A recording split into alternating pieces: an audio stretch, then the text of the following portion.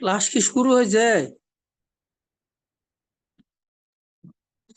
10-এ শুরু হবে, আর 6টা 10, 2 মিনিট।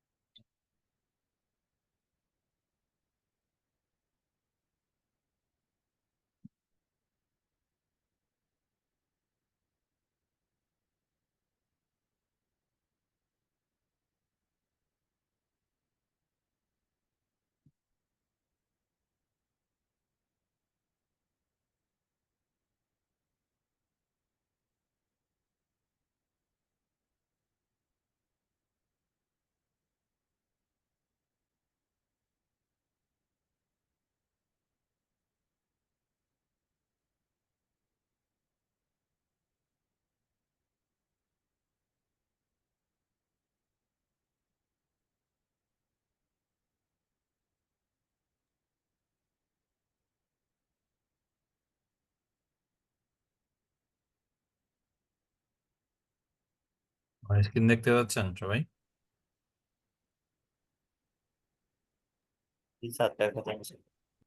আমরা শুরু করি। লাস্ট ক্লাসে আমরা এই জেনারেল রুলস অফ মেম্বারস এবং কোরাম নিয়ে হালকা কিছু কথা বলছিলাম লাস্ট, যতদূর মনে পড়ে আমার। আচ্ছা, কোরাম বেসিক্যালি এটা কি, আমি জাস্ট রিপিট যদি আমি করি, কোরাম হলো minimum number of person, minimum number of director to start discussion of the agenda of the meeting. আবার অন্য ভাষায় যদি আমি বলি, minimum number of director need to attend to start the meeting. হ্যাঁ, এটাকে বলতেছে কোরাম। আচ্ছা, কোরামের মেইন মানে প্রয়োজনীয়তাটা কি? কোরামের প্রয়োজনীয়তাটা হলো, যখন কোনো মিটিং স্টার্ট হবে উইদাউট অ্যাটেন্ডিং দ্য কোরাম, অর্থাৎ কোরাম যদি অ্যাটেন্ড না থাকে, প্রেজেন্ট না থাকে, ততক্ষণ পর্যন্ত আমরা কোনো কোম্পানি একটার ভাষায় বলে ট্রানজেকশন বা বিজনেস ট্রানজেকশন আমরা শুরু করতে পারবো না। এবং কোরাম যদি এমনও হয় যে আমার মিটিং শুরু হইলো, মিটিং শুরুর সময় কোরাম ছিল, পরবর্তীতে সামহাও কোনো একজন চলে গেছে, কোরামটা নাই, তাহলে যখন কোরামটা থাকবে না ওই সময়ে কোনো সিদ্ধান্ত আসলে আমি এক্সিকিউট করতে পারবো না। এটা হলো কোরামের মূল এসেন্স। আচ্ছা, এখন দেখি আমাদের আইনে কি বলা আছে কোরাম নিয়ে। Quorum is the minimum number of members required to be present personally for conducting a valid meeting, provided proxy towards a quorum may be counted if permitted by the Articles of Association. আচ্ছা, প্রক্সির ব্যাপারটা আমি বলি। আপনারা এখানে তো নিশ্চয়ই অনেক কারো না কারো হয়তো বা পাবলিক লিমিটেড কোম্পানিতে বা লিস্টেড কোম্পানিতে বা শেয়ার মার্কেটে ইনভেস্টমেন্ট আছে। তো আপনারা দেখবেন যখন আপনাদের এজিএম হয়, এজিএম হওয়ার আগে আপনি কি পান? এজিএম এর নোটিশটা পান, নোটিশের সাথে আপনি ইয়া পান, আহ, আপনার ইয়া পান, কি বলে, ফাইন্যান্সিয়াল স্টেটমেন্টটা পান। দেখবেন ফাইন্যান্সিয়াল স্টেটমেন্টের লাস্ট পেজ একটা প্রক্সি ফর্ম থাকে। এই প্রক্সি ফর্মটা কেন দেয়? সেটা হলো যে, মনে করেন আপনার একটা কোম্পানিতে একটা শেয়ার আছে, তো by principle you have the right to attend the meeting, but somehow হয়তোবা আপনি মিটিং অ্যাটেন্ড করতে পারতেছেন না, হয়তোবা আপনি ওই সময় দেশে থাকবেন না, অথবা আপনার অন্য কোনো কাজ আছে। তো আপনি যদি চান তাহলে আপনি কি করতে পারেন, আপনার বদলে অন্য কাউকে পাঠাতে পারেন, যে হয়তোবা কোম্পানির শেয়ার হোল্ডার না, বাট ইউ থিঙ্ক যে উনি যদি এজিএম এ অ্যাটেন্ড করে তাহলে আপনার পক্ষে সে এজিএম এ কন্ট্রিবিউট করতে পারবে। তো সেটাকে বলতেছে প্রক্সি। এবং কোরামের ক্ষেত্রে একইভাবে যদি আমার ডিরেক্টর যদি কাউকে নমিনেট করে যায় তাহলে সেই ক্ষেত্রে সে প্রক্সির মাধ্যমে আমার কোরাম হতে পারে। কিন্তু বাট ইউজুয়ালি ডিরেক্টরদের প্রক্সি ওরা কাউন্ট করতে চায় না, কারণ হলো ডিরেক্টররা হলো মানে কাউন্ট করতে চায় না বলতে আমার যারা ইন্টারনাল ডিরেক্টর আছে তারা চায় না, কারণ হলো স্বাভাবিক ডিরেক্টর যারা দেয়ার ইন্টেলেকচুয়াল পার্সন, অ্যাজ দেয়ার ইন্টেলেকচুয়াল পার্সন, ইন্টেলেকচুয়াল পার্সন তার একজন ইন্টেলেকচুয়াল পার্সনকে কাভার করতে হবে। এবং বোর্ড অফ ডিরেক্টর যদি 10 জন 12 জন মেম্বার থাকে, তো একটা নতুন লোককে আনলেন, তো বাকি যাদের প্রুভেন না হয় তাহলে সিদ্ধান্তটা আমাদের কোনো সমস্যা থাকতে পারে, সেটা এটা চায় না। আচ্ছা, এখন কথা হলো এই প্রক্সি যে আপনার অ্যালাউ করবে, it must be covered by articles of association. এটা হলো মেইন পয়েন্ট। যদি আর্টিকেলস অফ অ্যাসোসিয়েশনে বলা থাকে যে বোর্ড অফ ডিরেক্টরের প্রক্সি অ্যালাউড না, তাহলে প্রক্সি অ্যালাউ হবে না। আচ্ছা, এখন আর্টিকেলে কিভাবে থাকবে quorum? The article must contain A provision regarding quorum that must be present at the start of the business at a meeting. If the articles do not providing anything for the quorum, provision of the act shall apply. Provision of the act বলতে আমার এখানে আমি আগেই বলছিলাম যে আমাদের যেহেতু যে কোনো কোম্পানি প্রতিষ্ঠা করতে গেলে আমার memorandum of association mandatory, but articles of association কিন্তু ম্যান্ডেটরি না। যদি আর্টিকেলস অফ অ্যাসোসিয়েশন ম্যান্ডেটরি না হয়ে থাকে তাহলে আমার যে কি বলে শিডিউল 1 যেটা আছে, শিডিউল 1 যে রেগুলেশন আছে সেগুলো আমার বাধ্যতামূলকভাবে আপনাকে মানতে হবে, এবং সেটাই আপনার আর্টিকেলস অফ অ্যাসোসিয়েশন হিসেবে কাজ করবে কোম্পানির জন্য। আচ্ছা, ওখানে কি থাকবে? The articles usually contain a provision regarding quorum that must be present to start the business at A meeting. If the articles do not provide anything about the quorum, provision of the Act shall apply. The articles may provide expressly or by implication that quorum need not be present throughout the meeting.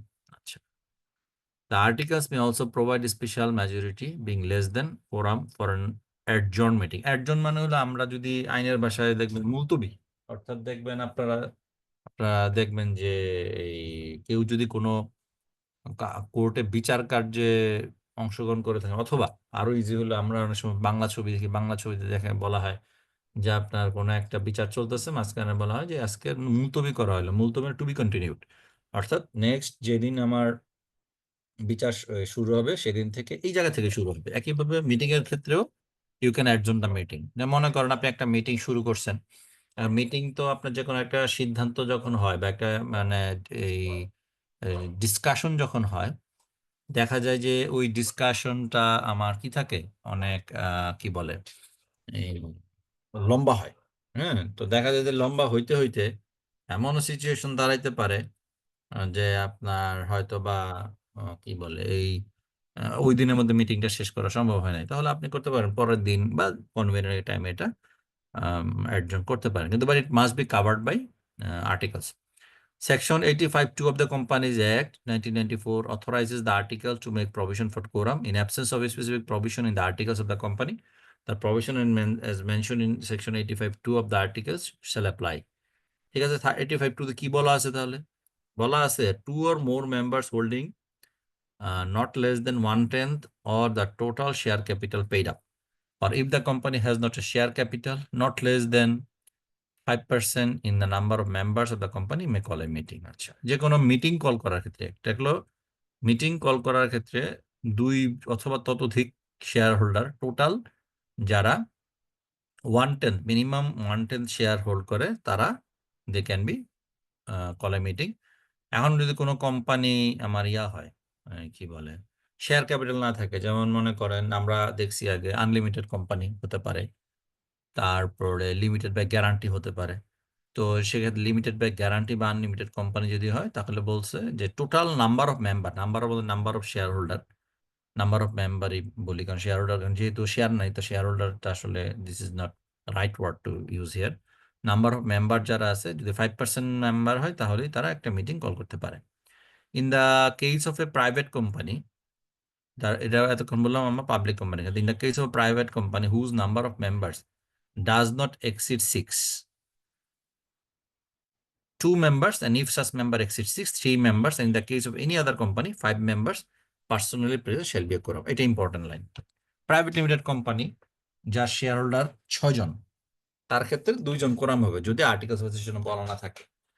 যদি 6 জনের বেশি হয় তাহলে সেখানে 3 জন। আর অন্যান্য কোম্পানির ক্ষেত্রে 5 জন। অন্যান্য কোম্পানি বলতে মনে করেন আগেরটা হলো আমি মিটিং কল করতে পারবো, আর এটা হলো মিটিং কল করলাম, মিটিং শুরু করতে পারবো কয়জন নিয়ে। হ্যাঁ, তো এখন এখানে হলো অন্য কোম্পানির ক্ষেত্রে আমার 5 জন should be quorum.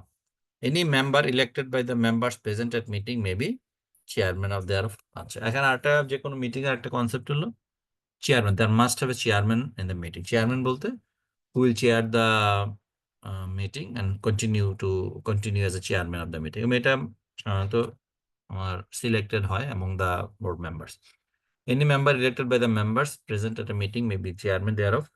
In the case of company originally having a share capital, every member shall have one vote in respect of each share or each 100 টাকা or stock held by him. Or in any other case, every member shall have one vote. সোজা কথা যে যাদের share capital আছে তাদের every member shall have one vote in respect of each share or each 100 টাকা share stock, অর্থাৎ প্রত্যেক শেয়ারে তার একটা ভোট থাকে।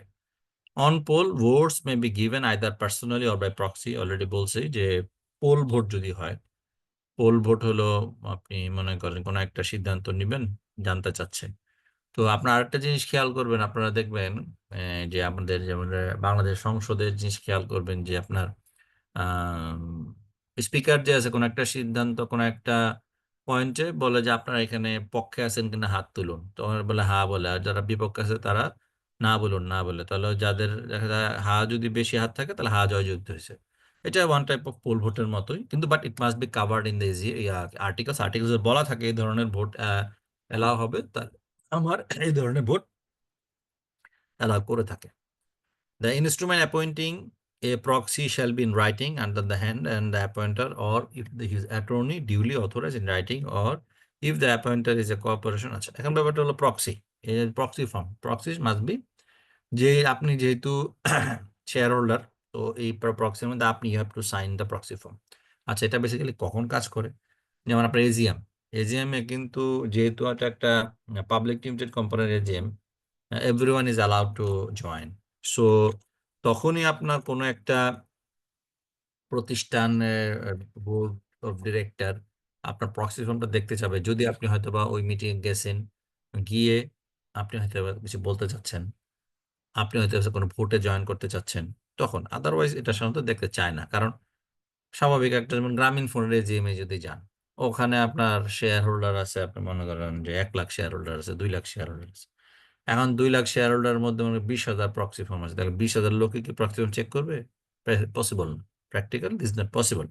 যার কারণে প্র্যাকটিক্যাল যে সিনারিও হলো, যদি আপনি if you want to contribute there, then তারা প্রক্সি ফর্মটা দে উইল চেক। আচ্ছা, এরপর হচ্ছে provided that the appointment of proxy shall not be allowed in case of companies found under section 28 and the proxy may or may not be a member of the company. এটা খুব স্বাভাবিক, proxy তো company share holder দিতে পারবে না। Regulation 52. This is not compulsory as per Section 72 of Schedule 1 of the Companies Act. Provides the following with regard to quorum. Public company, 5 members in present are required for quorum general meeting to pass ordinary resolution or a special resolution or extraordinary resolution. তাহলে কয় ধরনের resolution পাইলাম? 3 ধরনের, ordinary, special, extra ordinary. এখন একটা প্রশ্ন থাকে যে ভাই আমি কোনটারে অর্ডিনারি বলবো, কোনটারে আমি স্পেশাল বলবো, কোনটারে এক্সট্রা অর্ডিনারি বলবো, সেম মিটিং এ 2 ধরনের রেজলিউশন হতে পারে কিনা? আচ্ছা, উত্তর হলো ইয়েস, পারে। এটা অর্ডিনারি রেজলিউশন গুলো হলো আপনার যেগুলা গতানুগতিক সিদ্ধান্ত যেগুলো হয়, যেমন মনে করেন financial statement approve, dividend approve, board of director rotation, এগুলো অর্ডিনারি রেজলিউশন। স্পেশাল রেজলিউশন হয় যদি আপনার স্পেশাল কোনো সার্কামস্টেন্সে কোনো ইস্যু ক্রিয়েট হয়, সেটাকে অবশ্যই ডিক্লেয়ার করতে হয় স্পেশাল রেজলিউশন। যেমন মনে করেন আপনি আর্টিকেলস অফ অ্যাসোসিয়েশন চেঞ্জ আনতে চান, স্পেশাল রেজলিউশন লাগবে।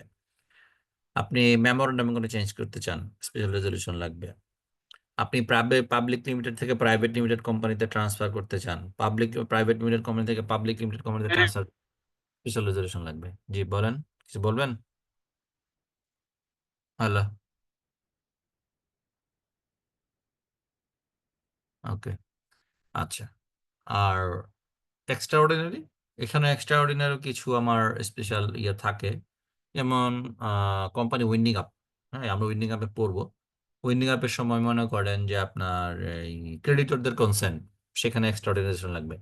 Basically based on the agenda, সেইটার জন্য যেই আউটপুট, যেই মিটিং মাইনুটস আপনার এক্সপ্রেসড হবে, সেটাকে আসলে আমার ordinary or special or extra resolution আমরা বলি। প্রাইভেট লিমিটেড কোম্পানির ক্ষেত্রে বলছি দুইজন, আর two members present in person are required to form quorum for general meeting to pass ordinary special ordinary resolution. Waiting time of quorum, the articles of the company usually provide as to how long from the appointed time the members are required to wait for the quorum. আর্টিকেলে বলা থাকবে হ্যাঁ 30 minute পরে সর্বোচ্চ আমরা শুরু করব, বা 1 ঘন্টা পরে শুরু করব, বা এরকম বলা থাকে কোরাম না হওয়া পর্যন্ত শুরু করব না।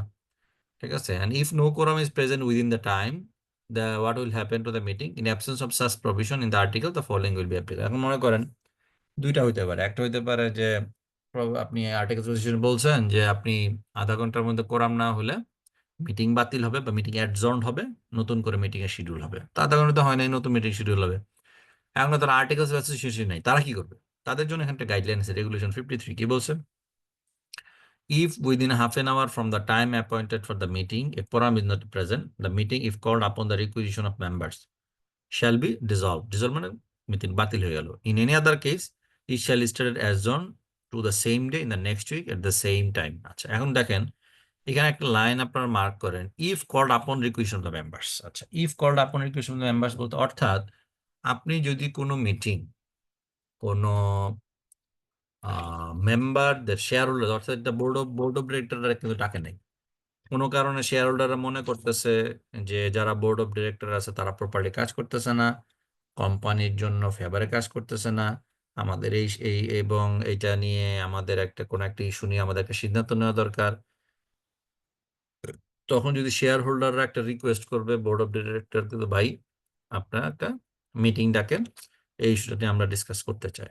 তো এই মিটিং এ যদি আপনি কোরাম প্রেজেন্ট, সময় মতো প্রেজেন্ট না হয়, এখন এই মিটিং এ কিন্তু আপনার কোরাম প্রেজেন্ট না হওয়াটা অস্বাভাবিক কিছু না। কারণ কি?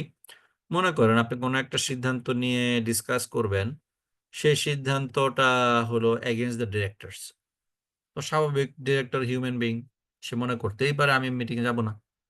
তো এখন কথা হলো যে ডিরেক্টর যদি যোগ সাজস করে, মনে করেন আমাদের 11 জন ডিরেক্টর আছে কোনো একটা কোম্পানির, কেউই গেল না, চেয়ারম্যানও গেল না, হ্যাঁ, যোগ সাজস করে না আমরা যাবো না, এই সিদ্ধান্ত ওরা নাকি কিভাবে নেবে, তাহলে আধা ঘন্টা পর্যন্ত দেখার পরে মিটিং বাতিল করা হবে, যে ভাই এই মিটিং বাতিল, নতুন করে আবার শেয়ার হোল্ডারদের রিকোয়েস্ট অনুযায়ী নতুন মিটিং এর টাইম দেওয়া হবে। এখন মনে করেন যে না, এটা শেয়ার হোল্ডারদের রিকোয়েশন রেগুলার মিটিং, মানে এজিএম হতে পারে, বোর্ড মিটিং হতে পারে, রেগুলার মিটিং, সেই ক্ষেত্রে বলছে এটা ডিজলভ হবে না, বাট অ্যাডজর্ন হবে। অ্যাডজর্ন মানে মুলতবি, অর্থাৎ টু বি কন্টিনিউড টাইপের। Same day of the next week, মনে করেন রবিবার সকাল 10টায় আমি মিটিং করতে চাইছি, হয় নাই, তাহলে পরের রবিবার সকাল 10টায় auto time at pass company. এখন কথা হলো মনে করেন যে আর্টিকেলে যদি বলা থাকে যে না এরকম যদি শনিবার না হয় রবিবার হবে, রবিবার হলে সোমবার হবে, হ্যাঁ, তাহলে দ্যাটস ফাইন। বাট কোথাও কিছু বলা নাই, তখন বলছে যে পরবর্তী সপ্তাহে নেক্সট সেম টাইমে আমার মিটিংটা হবে। আচ্ছা, the board of directors shall select one of the members as its chairman, who shall preside at every general meeting of the company. এবং এখানে আরেকটা রেগুলেশন আছে, বোর্ড অফ ডিরেক্টর একজন ডিরেক্টরকে চেয়ারম্যান হিসেবে সিলেক্ট করবে, এবং সাধারণত ফার্দার কোনো পরবর্তী কোনো মিটিং অবজেকশন বা ফার্দার সিলেকশন ছাড়া সেই আসলে সবগুলা meeting till his dissolution of his appointment সে চেয়ারম্যান হিসেবে থাকবে। There is no issue there as per companies act. If at any meeting the chairman is not present within 30 minutes after the time appointed for holding the meeting, the member present shall choose someone of the member of the chairman. অর্থাৎ কেউ যদি chairman যদি somehow present থাকতে পারতেছে না, আধা ঘন্টা পরে বাকি যে মেম্বার আছে তারা, যারা সে বোর্ড অফ ডিরেক্টর আছে, তারা বসে ঠিক করবে যে আজকের মিটিং এর জন্য চেয়ারম্যান কে হবে। আচ্ছা, effect of absence of quorum within waiting time. If within 30 minutes of the time appointed for meeting or such other time as may be mentioned in the article the quorum is not present, the meeting shall stand adjourned, the same as already বলে ফেলছি। Quorum of EGM. এখন আমি দেখলাম, আগে আমরা দেখছি আমাদের 4 ধরনের মিটিং হয়। একটা হলো এজিএম হয়, ইজিএম হয়, স্ট্যাটুটরি মিটিং হয়, বোর্ড অফ ডিরেক্টরস মিটিং হয়। তাহলে এখানে ইজিএম নিয়ে কথা বলছে। The quorum required by the provision of the article of association usually regulate convening an extraordinary meeting. As per section 87(1), 3/4 majority of the members entitled to vote present in a person or by proxies are required to pass an extraordinary resolution. অর্থাৎ যদি extraordinary general meeting এ extraordinary resolution pass করতে হবে, সেখানে অবশ্যই 75% share holder present থাকতে হবে, নাইলে extraordinary resolution pass করা যায় না। কারণ extraordinary resolution very critical resolution. দেখা যায় এগুলো সাধারণত ওয়ান সাইড রেজলিউশন হয়ে থাকে এবং কোম্পানির অস্তিত্ব নিয়ে যখন প্রশ্ন ওঠে তখন এগুলো নিয়ে কথা আসে। Unless the articles provide otherwise, quorum as per Schedule 1 shall be required to conduct extraordinary general meeting. Schedule মান বলতে একটু আগে যেটা বলা আছে, যদি কোথাও বলা না থাকে ওই 2-3 জনের যে হিসাব। Counting of representative towards quorum. Section 86 of the Companies Act, a company which is a member of another company may by resolution of directors authorize any of its official or any other person to act as its representative at any meeting of that other company.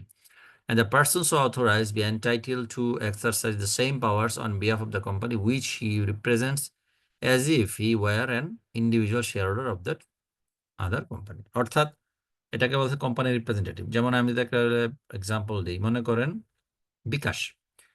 বিকাশের সবচেয়ে বড় share holder BRAC bank, কিন্তু BRAC bank তো person না, BRAC bank is an institution. BRAC ব্যাংকের যে board আছে তারা কি করবে, একজন রিপ্রেজেন্টেটিভ, অথরাইজ রিপ্রেজেন্টেটিভ দিবে যে ভাই তুমি বিকাশের বোর্ডে যাও on behalf of BRAC bank. So যেহেতু ব্র্যাক ব্যাংকের নিজের কোনো প্রাণ নাই, নিজের কোনো অস্তিত্ব নাই, সরি অস্তিত্ব বলে জিদের কোনো মানে কথা বলার শক্তি নাই, তার যে representative he or she will represent in the Bikash board, এবং সে যা বলবে সেটা একেবারে সে নিজে শেয়ার হোল্ডার হলে যা করতো তাই ওখানে গিয়ে সে রিপ্রেজেন্ট করবে for the benefit of the company. Quorum must be effective. The mere personal presence is not enough to form quorum. The quorum must be effective members qualified to vote. Therefore, a member not qualified to vote shall not be counted for quorum. Independent director. Independent director have the power to vote, obviously. কিন্তু but independent director হিসেবে কিন্তু তার কিন্তু আসলে as a share holder voting পাওয়ার নেই। তো এবং দেখবেন আপনার যখন কোরাম যখন কথা বলা থাকে, যারা শেয়ার হোল্ডার ডিরেক্টর আছে তাদের কথা সহ আসলে বলা থাকে কোরামের কথা। আর যে কোনো মিটিং ইফেক্টিভ হইতে হলে আপনাকে ইফেক্টিভ কোরাম লাগবে, ineffective quorum will not work. Authentication of accounts. Authentication বলতে হলো আমার সাইন, বেসিক্যালি আমার ফাইন্যান্সিয়াল স্টেটমেন্ট আমরা অবশ্যই যারা আমরা চাকরি করি বিভিন্ন কোম্পানিতে অবশ্যই আমরা ফাইন্যান্সিয়াল স্টেটমেন্ট দেখছি। যারা যারা চাকরি করি না, পড়ার মধ্যে আছি, তারাও আশা করি দেখছি বা দেখে না থাকলে দেখবেন। সেটা হলো আপনি যেটা করতে পারেন, যে কোনো একটা ওয়েবসাইট থেকে আপনার পাবলিক লিমিটেড কোম্পানির যে কোনো কোম্পানির ফাইন্যান্সিয়াল স্টেটমেন্টটা ডাউনলোড করে জাস্ট সিগনেচারের পেজগুলো, আপনি ব্যালেন্স শিট, ইনকাম স্টেটমেন্টের পেজগুলো দেখলে বুঝবেন যে আসলে who are the basically signatory of the financials. আচ্ছা দেখেন, আমার ফাইন্যান্সিয়াল কোম্পানিজ একটা তো ফাইন্যান্সিয়াল স্টেটমেন্ট বলে না, এই কোম্পানিজ অ্যাক্ট যেহেতু সেই আমি আগেও বলছি আপনাকে, এই কোম্পানি একটা 1913 সালের কোম্পানিজ অ্যাক্ট, সেটাই কন্টিনিউ হইতে হইতে এখনো চলতেছে। সামনে হয়তো আমরা নতুন কোম্পানিজ অ্যাক্ট দেখবো, কারণ কোম্পানিজ অ্যাক্ট 2023 একটা ড্রাফট ছিল, এটা ফাইনাল স্টেজে ছিল, ডিউ টু গভর্নমেন্ট চেঞ্জ এটা আসে নাই। সো ইন ফিউচার সামনে অচিরে আমরা এটা দেখতে পাবো, কারণ আমাদের যে কোম্পানিজ একটা আছে এটা আসলে ভেরি মাচ ব্যাকডেটেড। তো সেটাকে আরো আপডেট করে ওই নতুন কোম্পানি একটা করা হয়েছিল, সামনে হয়তো আসবে। তো ওখানে দেখবেন আপনার 2 ধরনের কোম্পানি আমরা মার্কেটে দেখে থাকি। একটা হলো আমার মানে যেটা ইউজুয়ালি ভিজিবল আমাদের কাছে, একটা হলো পাবলিক লিমিটেড কোম্পানি, একটা হলো প্রাইভেট লিমিটেড কোম্পানি। তো প্রাইভেট আমরা যদি দেখি, according to company act, the balance sheet, profit and loss account, income and expenditure account shall be signed on behalf of the board of director. ব্যাংকের ক্ষেত্রে in case of banking company by the manager আর managing agent, এখানে manager managing usually CEO বোঝাচ্ছে, CEO ছাড়া অন্য কেউ হতে পারে, কিন্তু but usually CEO is the manager managing agent. If any or 3 directors where the number of directors is more than 3, অর্থাৎ 3 জনের বেশি ডিরেক্টর হলে তাহলে 3জন ডিরেক্টর সাইন করবে, আর একজন কি সাইন করবে, ম্যানেজার ম্যানেজিং সিইও সাইন করবে। If their number is not more than 3, ঠিক আছে, and three directors where the number of directors is more than three, R by all the directors if their number is not more than three, আছে দুইজন director, তাহলে সব director sign করবে। তাহলে সর্বোচ্চ কতজন সাইন করতে পারবে? এখানে তিনজন, আর সিও চারজন।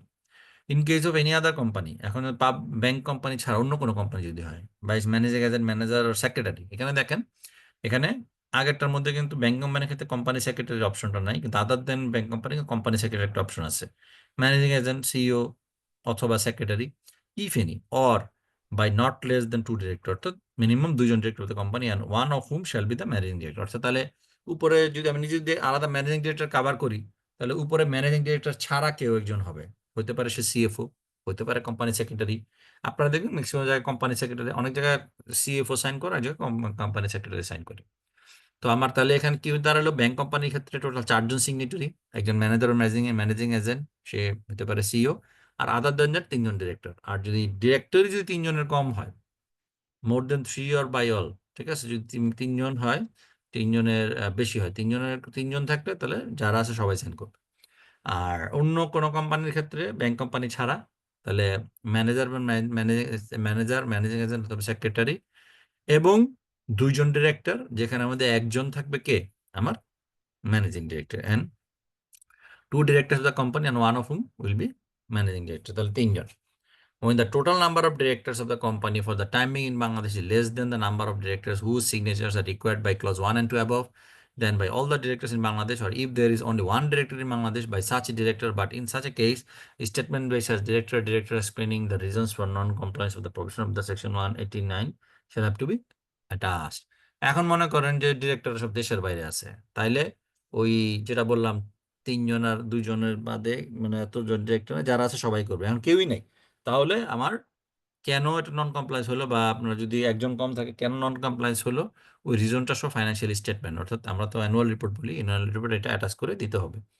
The balance sheet, profit and loss account and income statement, expenditure account shall be audited, অর্থাৎ before you approve it must be audited. কারণ audited financial statement you approve, unaudited financial statement তো আপনি সাধারণত approve করবেন না AGM এ। The auditors report shall be attach, that সেখানে auditors রিপোর্টটা দেওয়া থাকবে। ওকে, আচ্ছা, আমরা এখন নামাজে যাই। 6:35 বাজে, আমরা ইনশাআল্লাহ বা 6:45 শুরু করার চেষ্টা করবো, ঠিক আছে? আপনারা 6:45 মধ্যে চলে আসবেন, ঠিক আছে? ঠিক আছে স্যার। হুম।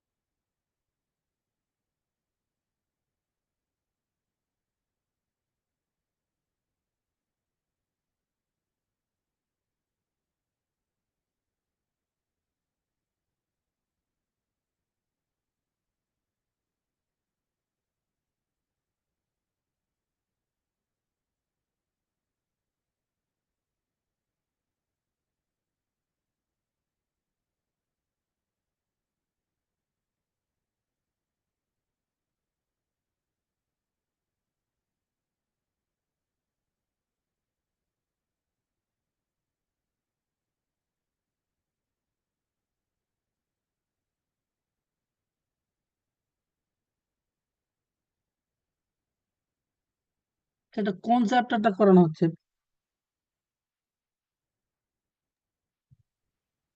হ্যালো?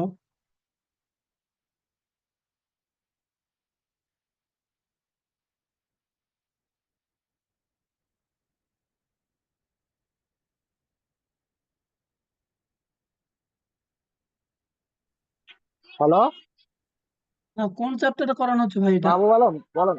হ্যাঁ, হ্যাঁ, হ্যাঁ। ভাই আমি তো ঢুকলাম, এখন নামাজের নামাজের পরে আমরা দেখতে পাবো, সমস্যা নেই।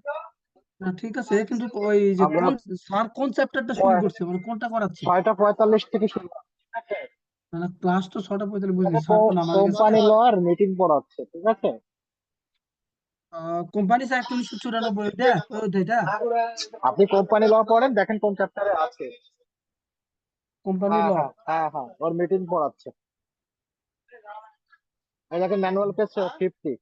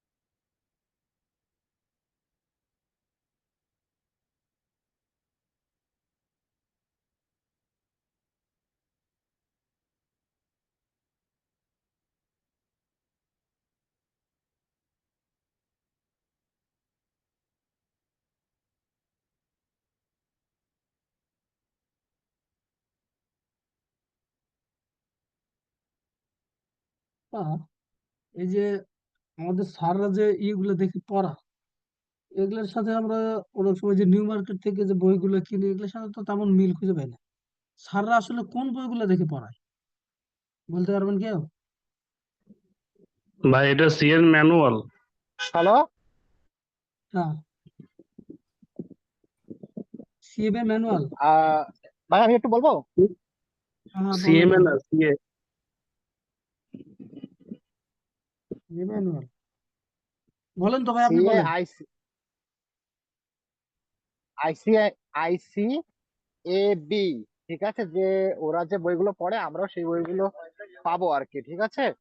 আপনি হ্যান্ডবুক পেয়েছেন? হ্যান্ডবুকটা পাইছি, ওটা আমি যেদিন ভর্তি হই ওই দিনই নিছি। আইসি সি, আচ্ছা, ওই বুকে দেখেন যে কন্টেন্ট কি কি আছে, আপনার সাবজেক্টের কন্টেন্ট কি কি আছে, সিলেবাসের মানে ব্রেকডাউনটা কিভাবে আছে, বুঝতে হ্যাঁ হ্যাঁ, পারছেন? ওটা দেখছি, ওটা দেখছি। এখন বিষয় হচ্ছে হ্যাঁ আপনি মার্কেটে যে বইগুলো পাবেন সেটা তো হুম। একরকম হবে না। এখন আইসিএমইবি আপনাকে যে বুক বা ম্যানুয়াল দিবে সেটা থেকে বেসিক্যালি আর কি টেক্সট বুকের মতো আর কি ফলো করা হবে। এরপরে আপনি যা এখন কথা রেফারেন্স হচ্ছে বই।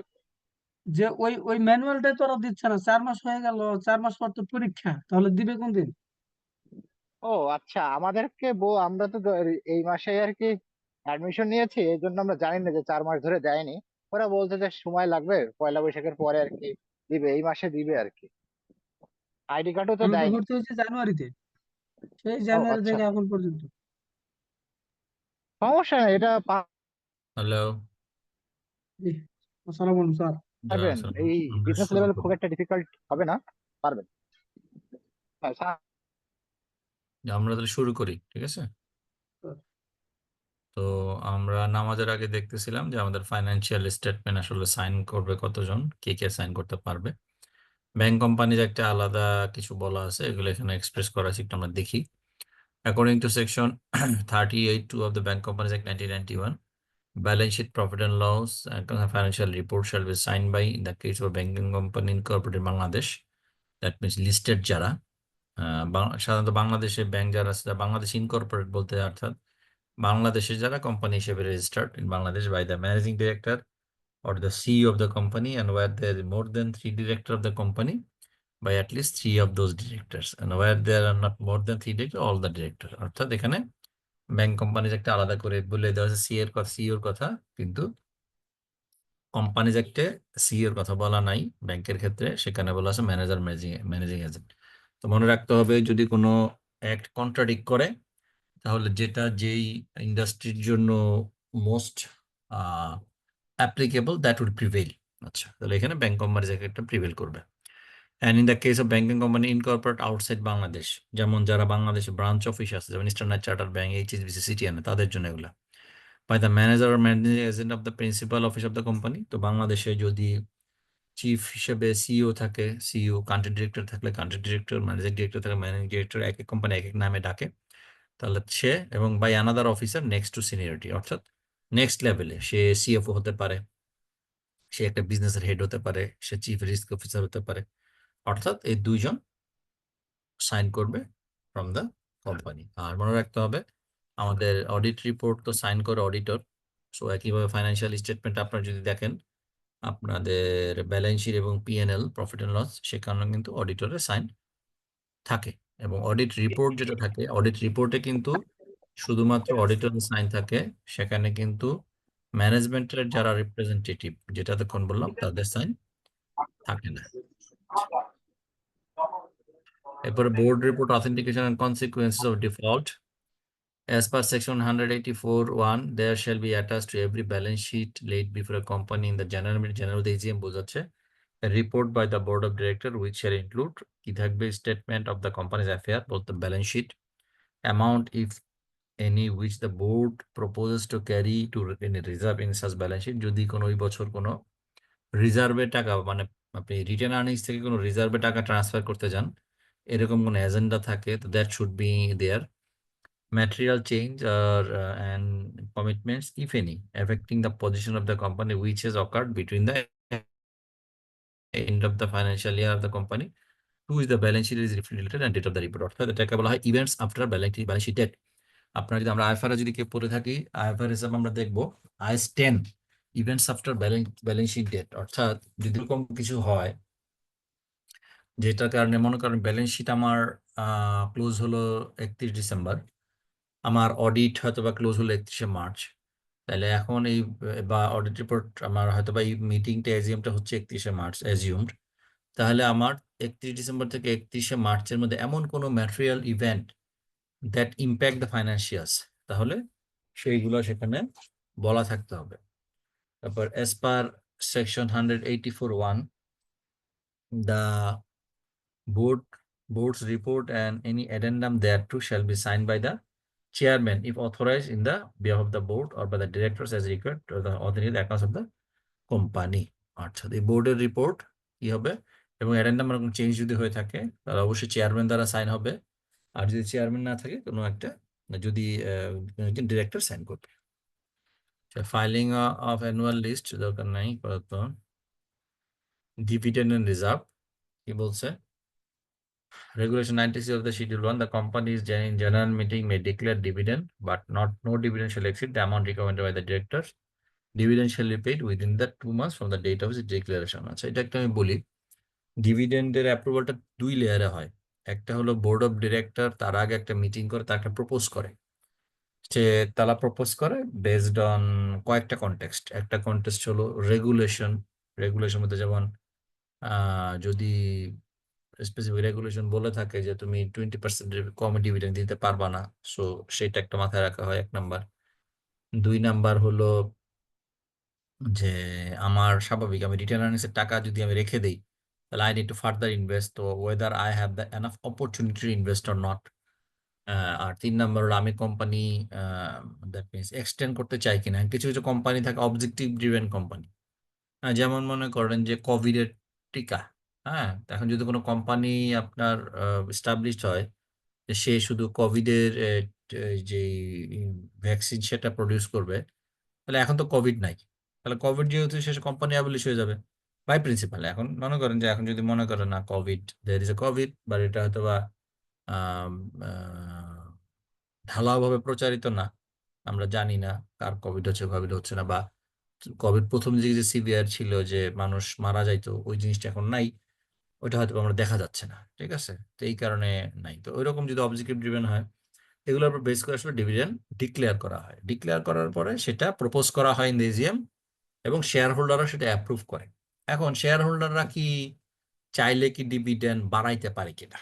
না, শেয়ার হোল্ডাররা বোর্ড অফ ডিরেক্টররা প্রথমে যেটা প্রপোজ করছে প্রপোজালে বেশি নিতে পারবে না, বাট যদি কোনো শেয়ার হোল্ডার মনে করে যে না ভাই আমার কোম্পানি ইজ গ্রোয়িং, তারা 30% ডিভিডেন্ড প্রপোজ করছে, আমরা মনে করি না কোম্পানি যেহেতু গ্রোয়িং ফার্দার ইনভেস্টমেন্ট দরকার, এখন ইনভেস্টমেন্টের টাকা যদি থাকে দ্যাটস ফাইন, টাকা না থাকলে আমাকে লোন করতে হবে স্বাভাবিক, তো লোন না নিয়ে তুমি আমার টাকা ইনভেস্ট করো, তুমি আমাকে 30% না 20% দাও, এটা শেয়ার হোল্ডাররা পারে। অর্থাৎ যেটা বোর্ড অফ ডিরেক্টররা আপনার প্রপোজ করছে তার থেকে তারা কম অ্যাপ্রুভ করতে পারে কিন্তু বেশি অ্যাপ্রুভ করতে পারবে না। আচ্ছা, এজিএম হওয়া থেকে, এজিএম এ তো আসলে ডিক্লেয়ার হবে, এজিএম হওয়া থেকে 60 দিনের মধ্যে আপনার ডিভিডেন্ড দিয়ে দিতে হবে। স্যার এটা 60 দিন ঠিক না, 45 ডেজ না স্যার এটা? এখানে তো আমি উইদিন 2 মান্থস দেখছি আমি, dividend shall be paid within 2 months of his declaration, এই যে from the date of declaration. তাহলে আমার তাহলে রেগুলেশনটা চেক করতে লিস্টিং রেগুলেশনে বলা আছে স্যার। আচ্ছা, সেটা লিস্টিং এটা। আর আমি এখন যেটা বলবো কোম্পানিজ একটা, এখানে দেখেন একটা জিনিস খেয়াল রাখতে হবে, কারণ এটা কিন্তু আপনার ফর অল, দ্যাট মিনস সেটা হোক প্রাইভেট লিমিটেড হোক পাবলিক লিমিটেড, লিস্টিংটা কিন্তু আবার শুধু পাবলিক লিমিটেড। সো আমি যখন কোম্পানিজ একটা অ্যাসপেক্ট থেকে বলবো চেষ্টা করব কোম্পানিজ একটা অ্যাসপেক্টটা কভার করতে, ইন এডিশন টু দ্যাট আমি অন্য কোনো রেগুলেশনটা জানলে সেটা কভার করবো, ঠিক আছে, যে স্যার নিচে আমরা আছে। এক্সামে কি মানে এটাই ফলো করবো যেটা আমরা পড়তেছি, মানে অন্য কোনো রেগুলেশন বা আচ্ছা, অ্যান্সার দেওয়া এখানে যাবে? যদি আপনার ডিভিডেন্ড মনে করেন যদি পরীক্ষা আসে, এখন ডিভিডেন্ডের ক্ষেত্রে আপনার মনে করেন যে লিস্টিং রেগুলেশন আছে, কোম্পানি যেটা আছে, দুইটা কন্ট্রাডিক্ট করে, তখন দুইটাই আমরা উল্লেখ করব যদি আমরা পারি। আর যদি মনে করেন আমি পারি না, আমি শুধুমাত্র কোম্পানির একটা জানি, তাহলে কোম্পানির একটা বলবো, ঠিক আছে। বুঝতে পারছি, থ্যাংক ইউ স্যার। আচ্ছা, স্যার প্রোভাইডেড একটা বিষয় একটু জানার ছিল আমার এখানেই আর কি, একটু রেলিভেন্ট মনে হলো আমার কাছে। মানে এমন কি কখনো হতে পারে বা এরকম কোনো নিয়ম আছে কিনা যে কোম্পানি ডিভিডেন্ড ডিক্লেয়ার করলো, সাপোজ হচ্ছে 2023-এর জুনে ডিভিডেন্ড ডিক্লেয়ার করেছে 10% হুম সব শেয়ার হোল্ডারদের জন্য, কিন্তু তারা একটা সময় পরে এসে মনে করতেছে ফাইন্যান্সিয়াল ক্রাইসিসের জন্য যে 2024-এর যে এজিএমটা হবে, 23-এর ডিভিডেন্ড যেটা ডিক্লেয়ার করেছে এজিএম এ অ্যাপ্রুভ করেছে, 24-এর ফার্দার পরের বছরে ডিভিডেন্ড দেওয়ার জন্য ওই এজিএম এ এসে তারা ওই ডিসিশনটা চেঞ্জ করতে পারে কিনা। মানে পারবে না, তারা এখন এসে পারবে না, বলতেছে যে অলরেডি ডিসবার্স হয়ে গেছে না। এখানে দেখেন, না, যখন আপনি ডিসবার্স যদি না হয়, সে যদি ডিসবার্স হচ্ছে আপনাকে ডিলে বলে করে, দিচ্ছে 60 দিনের মধ্যে করতে হবে, তার আগে আপনার কোনো সে সুযোগ নেই। জরিমানা দিবে, জরিমানার বিধান আছে, সে দেয়নি, পার ডে যে জরিমানাটা আছে সেটা সে দিবে। কিন্তু সে এখন এসে বলতেছে যে আমি আগে তো বলেছিলাম সব শেয়ার হোল্ডারদের জন্য দিয়েছি, কিন্তু এখন এসে বলতেছে যে আমি এক্সক্লুডিং স্পন্সর এন্ড ডিরেক্টর। তো এইটা তারা করতে পারে কিনা পরের রেজিমে, পরের বছরে এসে আর কি। এইটা আসলে পরের রেজিম তো অনেক সময়, এতদিন পর্যন্ত এখন আপনি তো আর একটা এজিএম করে পরের ওজিএমে পরে সিদ্ধান্ত নিয়ে পরের রেজিমের জন্য অপেক্ষা করতে পারবেন না। আর দ্বিতীয় কথা হলো যে এখানে কয়েকটা জিনিস আছে। একটা জিনিস হলো এসএসসি যে রেগুলেটর, ডিএসসি যে রেগুলেটর। এসএসসি ডিএসসি আপনাকে এটা দিবে কিনা করতে, কারণ হলো এসএসসি তো আপনাকে কন্টিনিউয়াসলি পোক করতে থাকবে। আপনি এজিএম করছেন, আপনি আমাকে কনফার্ম করেন যে ডিভিডেন্ড আপনি পে করছেন কিনা। এখন আপনি ডিভিডেন্ড পে করেন নাই, আপনি জরিমানা দিতে চাচ্ছেন। এখন জরিমানা কেন দিবেন ইন্টেনশনালি? কারণ আপনি জরিমানা দিয়ে যে কষ্ট আসবে, সেটা দিয়ে তো আপনি মনে করেন যে আপনার যে কস্ট না, অফ তাদের ক্যাপিটাল ক্যাটাগরি তো ডাউনগ্রেড হয়ে যাচ্ছে, তাদের শাস্তি তো একদিক থেকে হচ্ছেই, ক্যাটাগরি তো ইনস্ট্যান্টলি বিভিন্ন চেঞ্জ হয়ে ভাবে যাচ্ছে। হচ্ছে, এখানে ডাউনগ্রেড হচ্ছে, আপনার অন্যান্য জায়গায় প্রবলেম হবে। আপনি লোন নিতে যান, লোন পাবেন না তো। লোন পাবে না, মার্জিন লোন পাবে না, তাদের তাহলে বোর্ড তাহলে ভেঙে যেতে তাহলে পারে সে করবে একসময়। কেন এটা? তা মানে সে সে এখন করবে সামহাও এটা করছে, এখন মানে কেন করবে? ক্যাটাগরি এখন জেডে ব্যাপারটা চলে হলো, এখন গেছে। মনে করেন আপনি যদি মনে করেন যে অটোক্রেটিক কোম্পানি যদি হয়, যেটি নামে মাত্র ডেমোক্রেটিক, আমি অটোক্রেটিক, হ্যাঁ সে করছে, এখন করার পরে রেগুলেশন অনুযায়ী যে ব্যবস্থা আছে সেগুলো নিতে হবে আর কি। এখন করতে পারবে কিনা আমি এই ধরনের কেস আমি জানি না, প্র্যাকটিক্যালি হইতে পারে, কারণ কিন্তু এখন না মানে কোম্পানি আইন বা কোথাও এই ধরনের কোনো কোম্পানি এরকম কিছু ব্যাকওয়ার্ডের কিছু বলা নেই। আচ্ছা, কোম্পানি তো মানে এখন ব্যাপারটা কি, এখানে দেখেন আমাদের আইনগুলা কিন্তু পৃথিবীতে আইন দুই ধরনের হয়, একটা রুল বেস, একটা হলো প্রিন্সিপাল বেস। বাংলাদেশের রেগুলেশন কিন্তু প্রিন্সিপাল বেস। প্রিন্সিপাল বেসে কি বলা হয়েছে, আপনাকে কতগুলা নর্ম দিয়ে ওপেন ছেড়ে দেওয়া হয়েছে। এখন যদি ওটা না করেন কি হবে, তাহলে নর্মের এগেনস্টে যাওয়া হবে। বাট ইউএসএ কিন্তু রুল বেস। ইউএসএ কিন্তু বলাই আছে যে ভাই এটা তোমার করতে হবে, না করলে এই এটা থেকে যদি 0.1% এদিক সেদিক হয়, আমি মানবো না। প্রিন্সিপালে কিন্তু there always there is scope for judgement. আপনি একটা করতে গেছেন, মনে করেন যে প্রিন্সিপালের সুবিধাটা কি, অনেক এনভায়রনমেন্ট চেঞ্জ হচ্ছে। যেমন এখন আপনি যদি দেখেন আজকের দিনে আর্টিফিশিয়াল ইন্টেলিজেন্স ইজ ইনকর্পোরেটেড, তাহলে এখন প্রত্যেকটা কাজে আপনার আর্টিফিশিয়াল ইন্টেলিজেন্স ঢুকতেছে। তো এখন আপনি যখন কোনো একটা সিদ্ধান্ত নিতে যাবেন, যদি সেখানে আর্টিফিশিয়াল ইন্টেলিজেন্সের কোনো ইনভলভমেন্ট থাকে, তাহলে সেটাকে আপনি কি করতে পারতেছেন, এক্সিস্টিং আইনের মধ্যে ইনকর্পোরেট করতে পারতেছেন। রুল বেজে কিন্তু বলা আছে ভাই আর্টিফিশিয়াল ইন্টেলিজেন্স সম্বন্ধে আমি কিছু জানি না, সো আর্টিফিশিয়াল ইন্টেলিজেন্স নিয়ে কিছু করা যাবে না। যখন এখানে বলে দিবে হ্যাঁ আর্টিফিশিয়াল ইন্টেলিজেন্সের মাধ্যমে যদি আমি ডকুমেন্ট প্রিজার্ভ করি, অথবা আর্টিফিশিয়াল ইন্টেলিজেন্সের মাধ্যমে যদি আমি কোনো সিদ্ধান্ত নেই, সেই সিদ্ধান্ত যদি আমার in favour of the organisation হয়, তাহলে সেটা মানা যাবে, তখনই সেটা মানা যাবে। সো এইখানে আপনি আমাদের চাই হলো প্রিন্সিপাল বেস। সো কন্টেক্সচুয়াল, অর্থাৎ যদি আমার আপনি যে কন্টেক্সচুয়াল ক্রিয়েট হয়, তখন কি হবে, আমার ওই প্রত্যেকটা আইন ঘেটে ঘেটে দেখতে হবে যে এটা না করলে কি হবে, না করলে কি হবে, এরপরে একটা জায়গায় আমি কনক্লুশনে পৌঁছাবো। বাট ওপেনলি আসলে বলা সম্ভব না আইনে এবং কিছু বলা আছে কিনা। ঠিক আছে। Thank you. Provided that the period of 2 months shall not apply in case where there is a dispute regarding the right to receive the payment or the dividend has been lawfully adjusted by the company against any sum due to it from the shareholder। অর্থাৎ cash দেওয়ার মতো obligation যদি না থেকে থাকে, তাহলে এই 2 মাস আসলে অ্যাপ্লাই করবে না। এখন আসেন আপনার লিস্টিং রেগুলেশনে কি বলা আছে। However, clause 28 of Dhaka Stock Exchange Listing Regulations 2015 states that the issuer of a listed security shall, within 30 days from the declaration or approval, as the case may be, based on written option collected from the securities holders concerned, pay of the dividend। দেখেন আপনি বলছেন 45 দিন, এখানে তো দেখেন 30 দিন লেখা।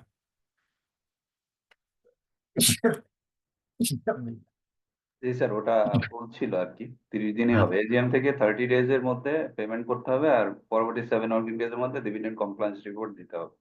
ওকে ওকে ঠিক আছে। through transfer of cash dividend to the bank of securities holders depositing into the security holders account, provided that security holders will bear the applicable service charge, if any, of the securities holders banker. এটা আমরা ওই যে BO account charge যেগুলো তো আমরা নিজেরা bear করি। And also that the issuer shall simultaneously issue a letter of intimation of the securities holder containing, among others, the amount of tax deducted at source, if any,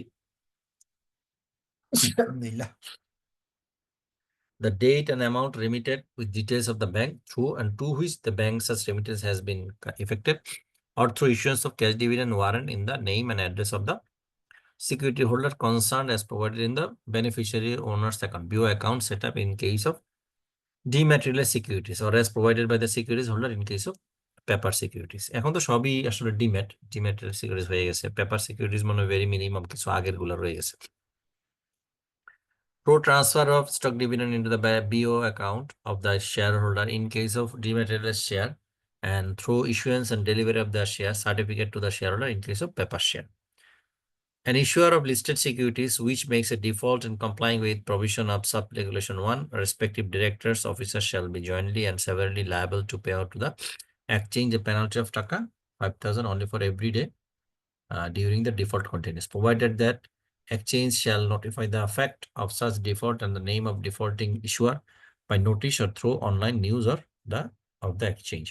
Provided further that any action under this sub-regulation 2 shall be without prejudice to the action or steps taken by any other person or authority. এই regulation গুলো আগে আমরা পড়ছি আর দেখলাম না, এখানে দেখেন question আছে কতগুলো আপনারা একটু দেখবেন এগুলো।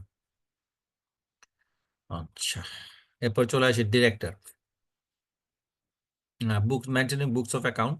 মেইনটেনিং বুকস অফ অ্যাকাউন্ট হলো আপনার রেজিস্টার্ড অফিস। প্রথম কথা হলো যে আমার কোম্পানি যে রেজিস্টার্ড অফিস, অর্থাৎ আমি যখন মেমোরেন্ডাম অফ অ্যাসোসিয়েশন অ্যাপ্রুভ করব ওখানে there is a clause of registered office. তো আপনি রেজিস্টার্ড অফিসে সকল ধরনের বুকস অফ অ্যাকাউন্টস আপনাকে মেইনটেইন করতে হবে। কি মেইনটেইন করতে হবে?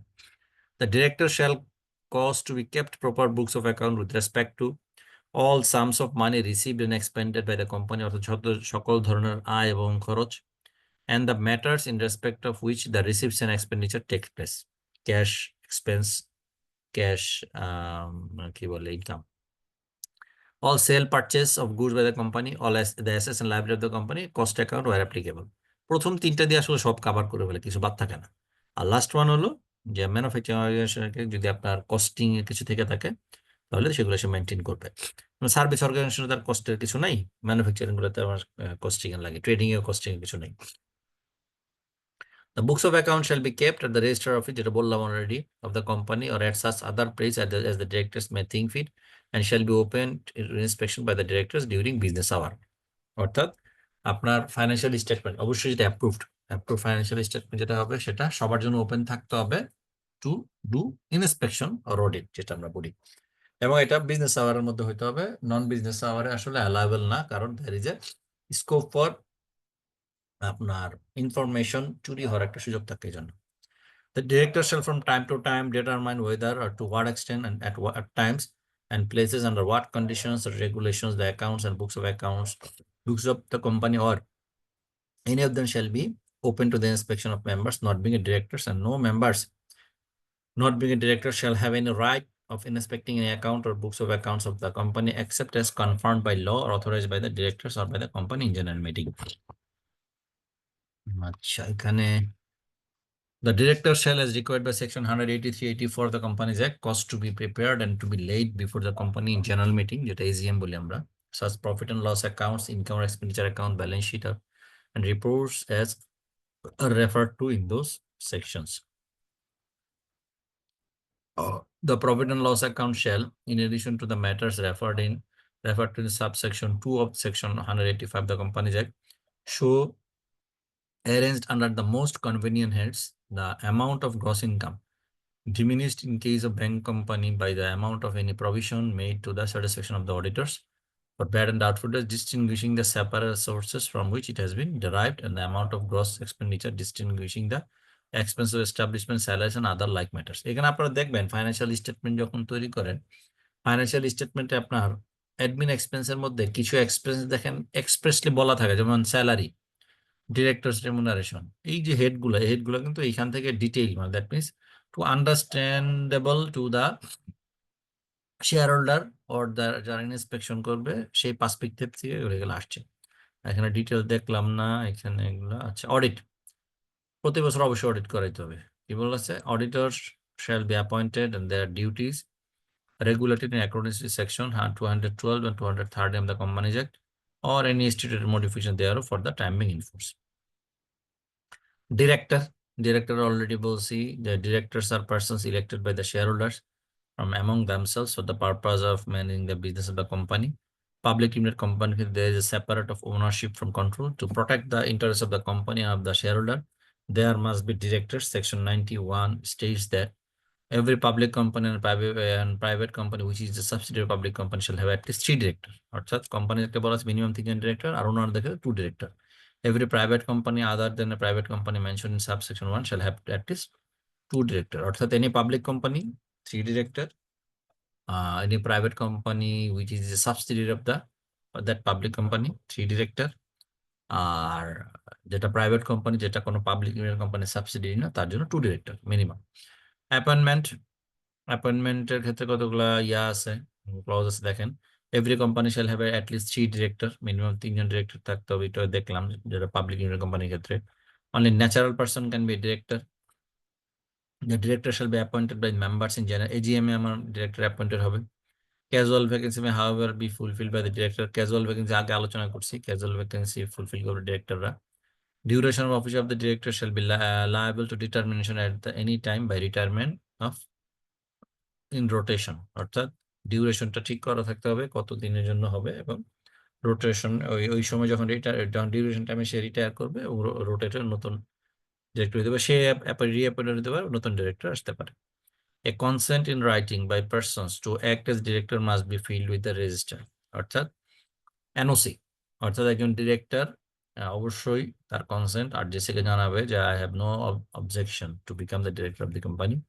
A consent of directors to take qualification share must be filled with the register or signed the memorandum of association by taking qualification share. আমরা প্রথমে দেখছি কোয়ালিফিকেশন শেয়ার হলো আর্টিকেলে বলা থাকে যে আপনি কোনো একটা কোম্পানির ডিরেক্টর হতে চান তাহলে আপনি মিনিমাম কোয়ালিফিকেশন শেয়ার নিতে হবে। তো সেটার জন্য একটা এনওসি লাগবে যে আই হ্যাভ নো অবজেকশন, কারণ অনেক সময় অনেকে জোর করে বলতে পারে আপনার শেয়ার নিতে হবে। A signed consent to act as a director should accompany by the proposal for directorship to the company. A director away from Bangladesh for a consecutive period of at least 3 months may appoint his alternate director, মানে যতদিন যে থাকবে, অর্থাৎ 3 মাসের বেশি সময় যদি minimum 3 মাসের বেশি সময় যদি সে বাইরে থাকে তাহলে অল্টারনেট ডিরেক্টর অ্যাপয়েন্ট করতে বলতে পারে। Ifs authorised by the article or by resolution of the general meeting, অর্থাৎ যদি আর্টিকেল রেজলিউশন বলা থাকে অল্টারনেট ডিরেক্টর করা যাবে তাহলে করবেন, যদি আর্টিকেলে বলা নাই তাহলে রেজলিউশন পাস করে আমরা মিটিং এ আপনি একটা মিটিং মাইনাস করে রেজলিউশন পাস করে আপনি করতে পারবেন। Who cannot be a director? Restriction on appointment. Section 92 of the Companies Act lays down that a person shall not be capable of being appointed director of a company by the article, shall not be named as a director or proposed director of a company or in relation to any intent company in any prospectus issued by the company or in any statement in your prospectus filed by or on behalf of the company unless before the registration of the article of the publication of the prospectus or the filing of the statement of the prospectus as the case may be, he has by himself sign authorized in writing. এটার main জিনিস যে আপনার NOC, যদি সে company যে কোনো একজন director আপনি appoint করছেন কিন্তু সে তার এনওসি দেয় নাই আরজিসি কে জানায় নাই যে আমি ডিরেক্টর হতে কোনো আপত্তি নাই, তাহলে সে আসলে ডিরেক্টর হতে পারবে না, অবশ্যই তার এনওসি লাগবে। Sign and file with the registration consent in writing to act as a director, যেটা বললাম। And in the case of a company having a share capital, either sign the memorandum for a number of shares not less than his qualification share or taken from the company or paid or agreed to pay for his qualification share, or sign and file with the register a company in writing to take from the company and pay his qualification share, or made or filed with the register an affidavit to the effect that a number of share not less than his qualification share are registered in his name. এবং যখন সে consent দিবে তখন সে একটা consent দিবে যে ভাই আমি qualification share কিনছি যতটুকু আমার জন্য অ্যাসাইন করা ছিল, এখন কিনি নাই, মনে করে কিনি নাই, তাহলে বলতে হবে যে ভাই as per articles of association এত তারিখের মধ্যে, হয়তোবা সেটা সর্বোচ্চ 60 দিন হয়, 60 দিনের মধ্যে আমি কিনবো, না আদারওয়াইজ আমার ডিরেক্টরশিপ বাতিল হয়ে যাবে। On the application of a registration of the memorandum article, if any of the company, the applicant shall file with the register a list of the persons who have consented to be director of the company. অর্থাৎ যখন memorandum article যখন আপনি রেজিস্ট্রেশনের জন্য দিবেন, ওখানে কিন্তু যারা ডিরেক্টর হওয়ার জন্য কনসেন্ট দিছে তাদের একটা লিস্ট দিতে হবে, প্লাস এনওসি গুলো দিতে হবে। If this list contains the name of any person who has not so consented, অর্থাৎ সে এনওসি দেয় নাই, the applicant shall be liable to a fine not exceeding 2000 টাকা। অর্থাৎ প্রথম দায়িত্ব হলো তার এনওসি নিতে হবে, এবং এনওসি নেওয়ার পরে তার আর্টিকেলস অফ মেমোরান্ডাম যখন রেজিস্ট্রেশনের জন্য দিতে হবে, সাথে নামগুলো দিতে হবে। The above provision shall not apply to the appointment of CEO. CEO তো আসলে not a director, কারণ সিইও এর জন্য এনওসি দরকার নাই, by whatever name called of any insurance company or banking company as a director of that company if the article thereof provides for such appointment. এখন আর্টিকেলে বলা থাকে একজন বোর্ড মেম্বার সে MD হতে পারবে, তাহলে তার জন্য ওইটার জন্য তার এনওসি দেওয়ার দরকার নেই যদি আর্টিকেল বলা থাকে। Qualification share একটু আগে দেখলাম, দেখি what is qualification share. The articles of a company usually fix a minimum number of shares which every director must subscribe in order to become a director. This minimum number is known as the qualification shares. It is the duty of every director who is required by the articles to hold a specified share qualification who has not already qualified himself accordingly to obtain his qualification within 2 months after his appointment or such shorter time as may be fixed by the article. অর্থাৎ articles অ্যাসোসিয়েশনে বলা থাকে যে একজন লোক director হিসেবে appoint হওয়ার পরে সে 30 দিনের মধ্যে কোয়ালিফিকেশন বাই করবে, তাহলে 30 দিনের মধ্যে করতে হবে। যদি আর্টিকেলে কোথাও কিছু বলা নাই, তাহলে অ্যাজ পার রেগুলেশন 60 দিন সর্বোচ্চ সময়, 60 দিনের মধ্যে তার কোয়ালিফিকেশন শেয়ারটা অ্যাভেল করে নিতে হবে। If after the expiration of the period mentioned in subsection 1, any such unqualified person act as a director of the company, he shall be liable to a fine not exceeding 2000 taka for every day between the expiration of the said period and the last day of which it is proved that he acted as a director. অর্থাৎ যদি সে তার qualification কিনে নাই তারপরে directorship continue করতেছে, তাহলে প্রতিদিনের জন্য তার 2000 টাকা করে তার জরিমানা হবে till he continuous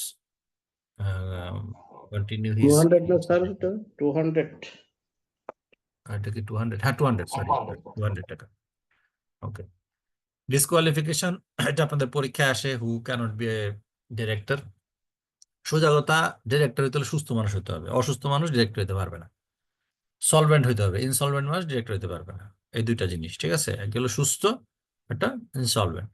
According to section 94, a person shall not be capable of being appointed as director of a company if he has been found to be unsound mind by a competent court and the finding is in force. Unsound mind মানে আপনার মনে করেন যে সিদ্ধান্ত নেওয়ার মতো capability নাই, মানে অন্যমনস্ক অলওয়েজ।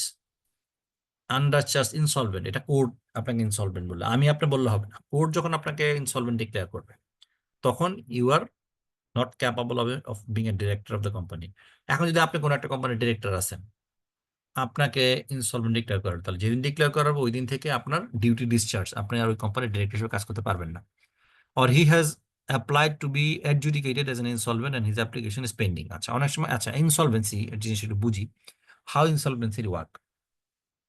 একটা হইতে পারে যে আপনি আপনার ক্রেডিটরকে আপনি টাকা দিতে পারতেছেন না, ক্রেডিটর আপনাকে বললো যে ভাই এই লোক টাকা দিতে পারতেছে না, এই লোকের পর্যাপ্ত সম্পত্তি ইনসলভেন্ট ডিক্লেয়ার করে, তখন কোর্ট হিয়ারিং করবে, হিয়ারিং করে ইনসলভেন্সি কিন্তু এত সহজে ডিক্লেয়ার করে না, কারণ ইনসলভেন্ট ডিক্লেয়ার করলে অনেক ধরনের ফেসিলিটি আছে যেগুলা তারা পাবে না, পাশাপাশি তার যে ক্রেডিটররা আছে তারাও কিন্তু অনেক টাকা পয়সা পাবে না। তো কোর্ট কোনো সময় চায় না একটা লোক ইনসলভেন্ট ডিক্লেয়ার করে দুই পার্টিকে বিপদে ফেলাইতে, তারা সময় দেয় যে ঠিক আছে ফাইন, আপনি এখন আপনি বলতেছেন হবে না, আপনি 6 মাস সময় নেন, 6 মাস সময় নিয়ে দেখেন এটা আপনি পজিশন রিকভার করতে পারেন কেন। আরেকটা হচ্ছে ইট মাইসেলফ, অর্থাৎ আমি বুঝতেছি যে আমার যে পরিমাণ লোন আছে আমার পক্ষে এগুলো পে অফ করা সম্ভব না, আমার যে অ্যাসেট আছে সেটা বিক্রি করেও সম্ভব না, আমার যে মর্গেজ প্রপার্টি আছে সেগুলো বিক্রি করেও পসিবল না, এবং আমি নিজে লিভলিহুড চালাতে পারতেছি না। অর্থাৎ একে তো আমি লোন দিতে পারবো না, দুই আমার নিজের ফ্যামিলি মেম্বার চালাতে পারবো, তখন আমি কোর্টকে বলতে পারি যে ভাই দেখেন আমি আমার যত লোন আছে লোন আমি চালাতে পারতেছি না, আমার যে বেসিক নিড আছে সেটা আমি কন্টিনিউ করতে পারতেছি না, আমাকে ইনসলভেন্ট ডিক্লেয়ার করেন। তখন কোর্ট কি করবে, হিয়ারিং এর জন্য সময় দিবে, ঠিক আছে 2 মাস পরে বা 1 মাস পরে। যখন কোর্ট এটা রিসিভ করলো অ্যাপ্লিকেশনটা যে আমাকে মিস্টার এক্স কে ইনসলভেন্ট ডিক্লেয়ার করার জন্য, ওই দিন থেকে হি ইজ ইনকম্পিটেন্ট বা শি ইজ ইনকম্পিটেন্ট, আচ্ছা, ইনসলভেন্ট হলে basically what is the impact? আপনি যেদিন থেকে ইনসলভেন্ট হবেন সেই দিন থেকে আপনার যত অ্যাসেট আছে সেটার অ্যাসেট মালিক হয়ে যাবে আপনি, আর কোন অ্যাসেটের মালিক থাকতে পারবেন না। অ্যাসেটের মালিক হয়ে যাবে কোর্ট। কোর্ট একজনকে রিসিভার ও একজনকে রিপ্রেজেন্টেটিভকে অ্যাপয়েন্ট করে। কোর্ট কেন এগুলো নিবে?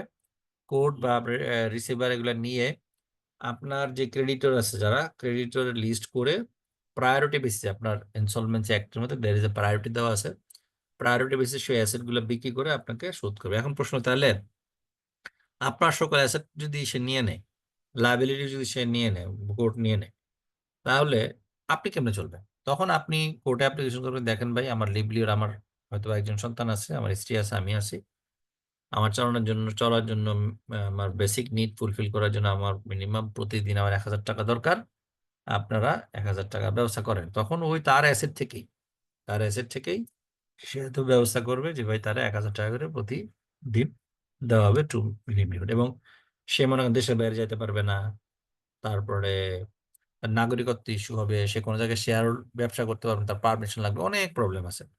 আর ভাইস ভার্সা, তার লায়াবিলিটি ডিসচার্জ হয়ে যাবে। এখন তাহলে এক লোক 100 কোটি টাকা পায়, সে তার কোর্ট তাকে ইনসলভেন্ট ডিক্লেয়ার করছে, তার অ্যাসেট বিক্রি করে 10 কোটি টাকা দিতে পারছে, ওই লোক আর কোনোদিন ওই লোকের কাছে বাকি 90 কোটি টাকা চাইতে পারবে না, কারণ সে ইনসলভেন্ট। এখন প্রশ্ন হলো, সে ইনসলভেন্ট থেকে যদি সলভেন্ট হয় তাহলে কি ডিমান্ড করতে পারবে কিনা? ইয়েস, তাহলে পারবে। যদি আমি ইনসলভেন্ট ছিলাম, সামহা মনে করেন কেউ একজন শুভাকাঙ্ক্ষী আমার বলে, নাও তোমার কাছে আমি টাকা পাইতা, তুমি আমার কাছে টাকা পাইতা, এই নাও 50 কোটি টাকা নাও, তখন আপনি আবার সলভেন্টের পর্যায়ে চলে গেছেন। তখন আপনার এই যারা আপনার স্টেক হোল্ডার আছে তারা আপনার কাছে আসতে পারবে যে ভাইয়া টাকা দাও, কিন্তু বাট যেহেতু কোর্টের মাধ্যমে আপনি ইনসলভেন্ট ডিক্লেয়ার করেছেন, it must be resolve by court. আচ্ছা, এরপর কি বলছে যে he is not paid any call in respect of shares of the company held by him whether alone or jointly with others, and 6 months have elapsed from the last day fixed for the payment of the call. এটা এখন আর হয় না, আগে হইতো। যে যদি এরকম হয়, মনে করেন যে ইনস্টলমেন্টে যদি কোনো পারচেস থেকে থাকে, যে 2টা বা 3টা বা 4টা, কোন একটা ইনস্টলমেন্টে তার কাছে চাওয়া হয়েছে, 6 মাস যাবত সে টাকা দিচ্ছে না, তাহলে সে ডিরেক্টর হতে পারবে না, বা সে যে ডিরেক্টর যদি থাকে তাহলে তার পজিশন ভ্যাকেন্ট হয়ে যাবে। Minor cannot be a director. Okay, minor representative can be director, minor cannot be director. A company may in its articles provide additional ground for disqualification. এখন যদি কোম্পানি আর্টিকেলে কিছু এডিশনাল গ্রাউন্ড মেনটেন করে, যেমন ethnic অনেক কিছু থাকতে পারে। Ethnic বলতে হলো যে মনে করেন যে আমি এই কোম্পানিটা মনে করেন পাহাড়ি অঞ্চলে আছে, এটার ওনাররা সব পাহাড়ি লোকজন, এখন সে যদি বলে দেয় যে না এখানে নন পাহাড়ি কেউ ডিরেক্টর হতে পারবে না, তো এটা একটা এথনিসিটি ব্যাপার, হ্যাঁ এটা বলতে পারে চাইলে। হ্যাঁ, তো আবার অনেক কিছু অর্গানাইজেশন রিজিয়নাল, যে বা আপনার কি বলে বেসড অন রিলিজিয়ন। যেমন মনে করেন আপনার কোন একটা অর্গানাইজেশন, এটা মনে করেন যে কথার কথা মুসলমানদের কি করে ধর্মীয় জিনিসপত্র বানায়, যেমন নামাজের মুসলা, কোরআন শরীফ ছাপায়।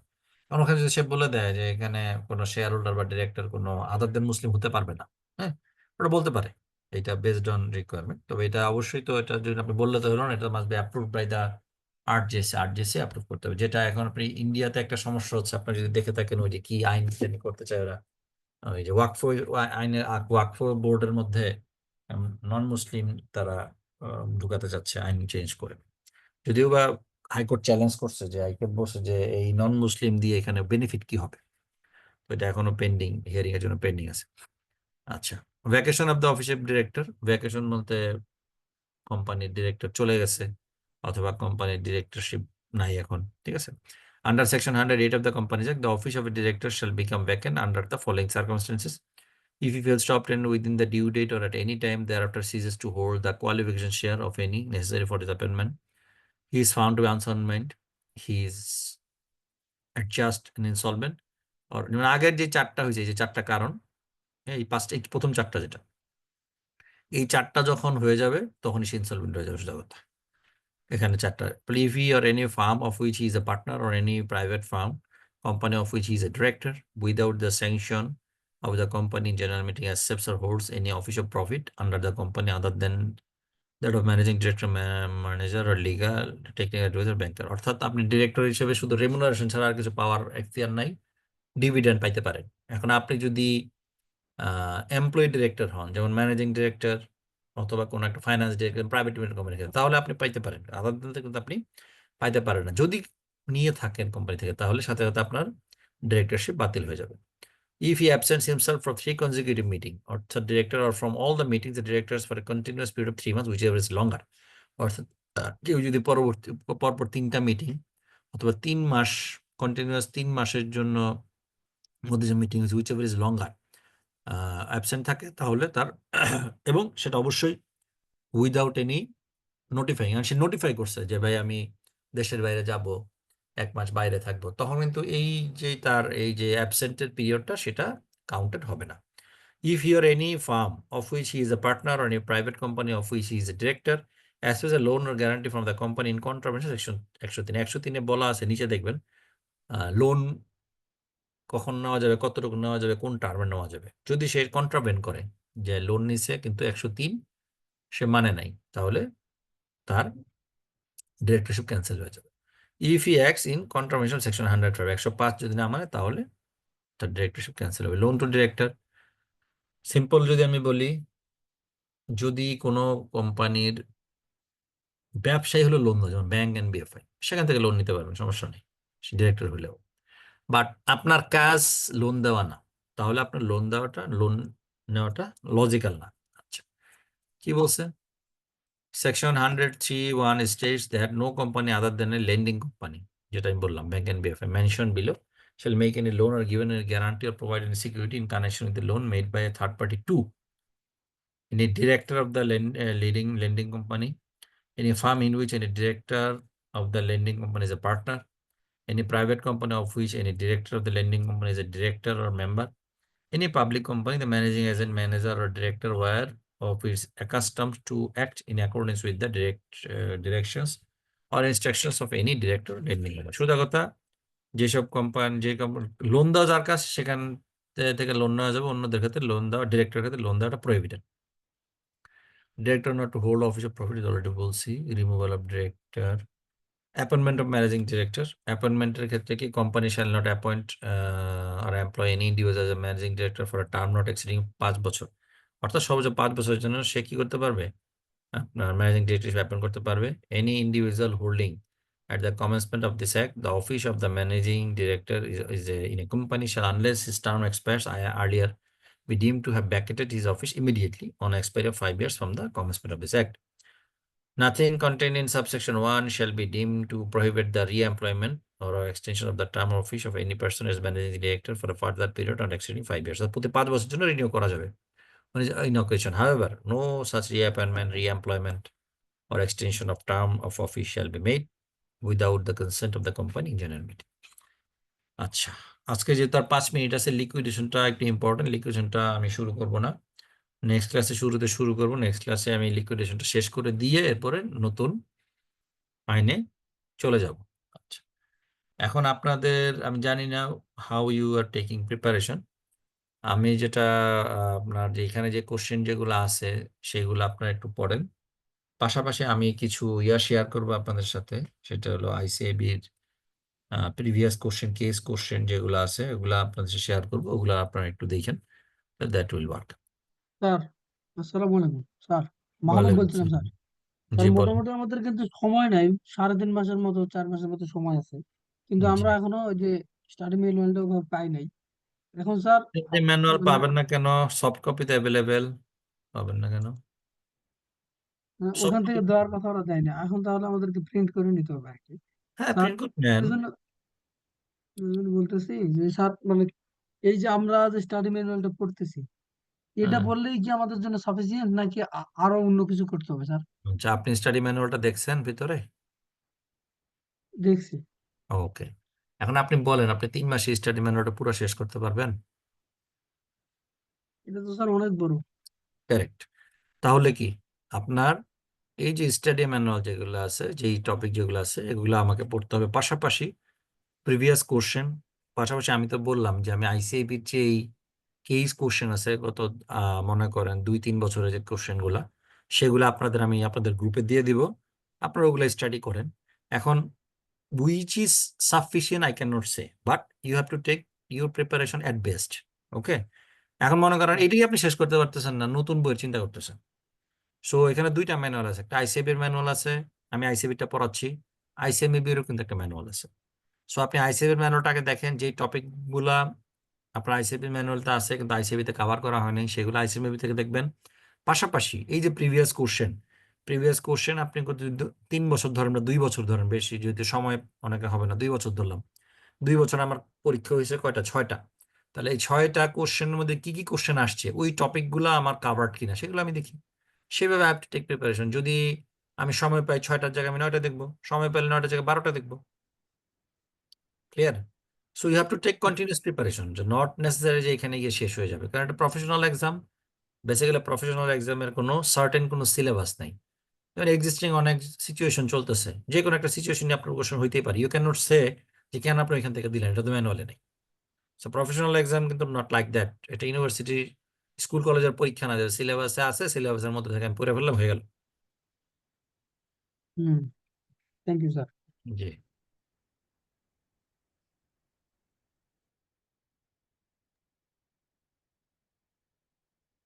কারো কোনো কোশ্চেন থাকলে বলেন, নাহলে আই ক্লোজ টুডে। নেক্সট ক্লাসে ইনশাআল্লাহ কোম্পানি শেষ হবে, নতুন একটা অ্যাক্ট শুরু হবে।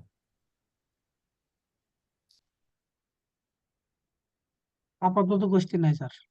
আচ্ছা, আর কারো কোশ্চেন প্রিভিয়াস কোশ্চেন গুলো স্যার, আমাদের প্রিভিয়াস কোশ্চেন গুলো একটু শেয়ার করলে ভালো হয় আর্লি। আমি আইসিএবি এর গুলা আমি করব, আইসিএমএবি এর গুলো আমাকে দেখতে হবে একটু। ঠিক আছে, এটা আপনারা ইয়াতে পাবেন, শুনেন, আমার কাছ থেকে না নিয়ে বেটার আপনি আপনার লাইব্রেরিতে যান। লাইব্রেরিতে আপনি একেবারে ইয়া আকারেই পাবেন, ওইখানে দেখবেন অনেক বড় ভাইরা আছে আপনাদের, তারা এগুলো অলরেডি যারা কন্টিনিউস পড়তেছে তাদের কাছে পাবেন। পাশাপাশি লাইব্রেরিতে আমাদের সময় যত মনে পড়ে, আমি লাইব্রেরিতে বলে আসলে, যারা ওইখানে স্টাফ থাকে ওদেরকে বলে আসলে ওরা ফটোকপি করে আপনাকে দেয়। সো সেখান থেকে কালেক্ট করতে পারেন, ডোন্ট ওয়েট ফর মি, কারণ আমার সময় ও সুযোগ অনুযায়ী আমি দিব। সো আমার জন্য ওয়েট করি, it may be late. Okay, sir, CM এর কোশ্চেন কি 21 সাল থেকে দেখলেই হবে নতুন সিলেবাসের? আপনি যত পিছনে যাইতে পারেন, আপনি রিসেন্ট দিয়ে শুরু করেন, আপনি 21 সাল থেকে যদি দেখেন তো কতগুলো কোশ্চেন হিসাব আছে আপনার।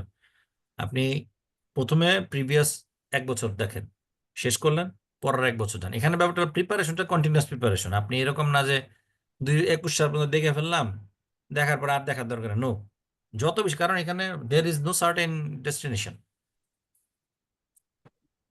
স্যার এগুলোর অ্যান্সার খুঁজে পাওয়া তো কষ্ট, মানে অ্যান্সার তো ডিরেক্ট দেওয়া আইসিএবি, আপনার আইসিএবি যেটা আছে এগুলো অ্যান্সার আইসিএবির ওয়েবসাইটে পাবেন বা আমি দিয়ে দিব।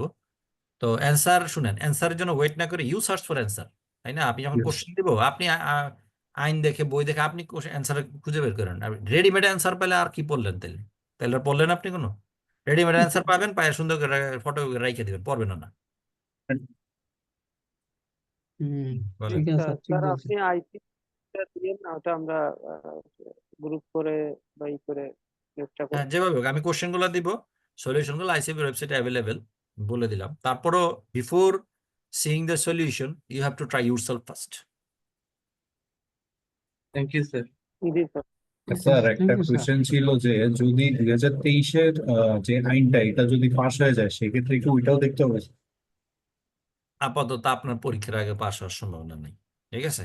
এবং এটা আপনার যদি পাশও হয় হলে জুনে হবে, আপনার পরীক্ষা তো হবেই। তো এটা নিয়ে চিন্তা সেপ্টেম্বর স্যার। ওটা নিয়ে চিন্তা করার দরকার নেই। ঠিক আছে তাহলে, জি, আর ঠিক কারো আছে স্যার, আসসালামু আলাইকুম। জি, আসসালামু আলাইকুম। ওয়ালাইকুম আসসালাম।